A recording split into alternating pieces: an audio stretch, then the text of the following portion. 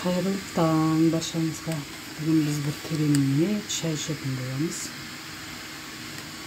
Шай дайындаудың басқа бір әдісін көрсетемін бүгін.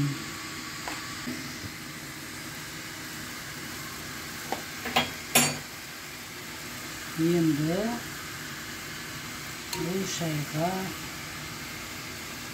мінекей мынаны салғалы отырмын. Сүттің бетіндегі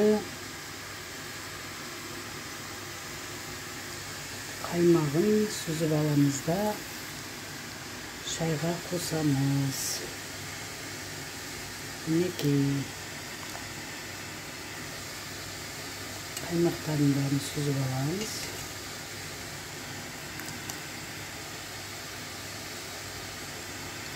Негізі осындай сүттің қаймағынан дайындайды бұл шайды.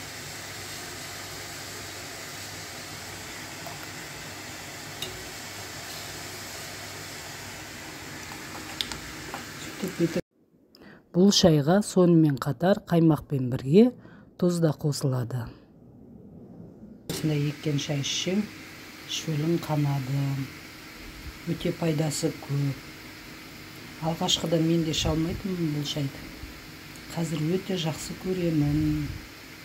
Керемет шай. Сіздерге жасап көріңіздер. Өте керемет шай. Еккен шай. Мінекей осылай шөмішпенен құйып ішеді. Біз негізі шайнекпен шай құйып ішеміз. Ұйғыр халқы осылай үлкен ыдысқа, кастрюльге, немесе табаққа осылай қайнатады шайды. Қаймақ салып тұрып, сүттің қаймағын салады. Сөйтіп осылайша мінекей ожауменен кесеге немесе бокалға құйып осылай ішеді.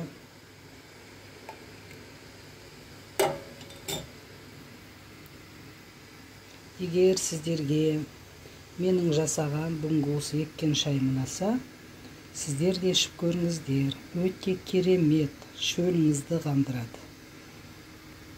Өте тамаша шай. Мінекей біздің еккен шайымыз. Таза ауаға, есіктің алдына, далаға шығып, мінекей шайымды ішіп отырмын.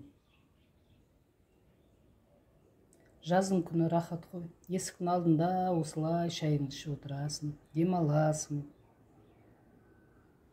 Өзіміздің қазақтың осындай бауырсағыменен еккен шай ішкенге не жетсін.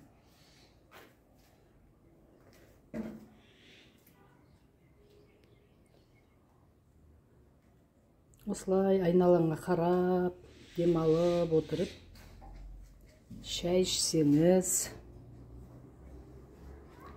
керемет демалып қаласыз.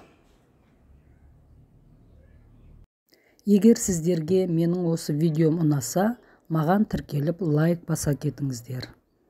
Сау болыңыздар.